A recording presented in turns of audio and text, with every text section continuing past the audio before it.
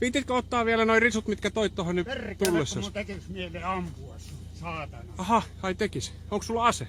Haista vittu! Onks sulla ase? Haista vittu! Onks sulla ase? Haista vittu! Keräätkö ystävällisesti noin risus pois? Kyllä, mut älä leiki kovista, sä oot ihan hupiukko loppujen lopuksi. Kerät, oot sä juovuksissa? Tiedätkö, en kuole, mutta kuule Kyrpä, minäkin oon tehnyt vartiomies Sammu. Joo, ne on lenkillä.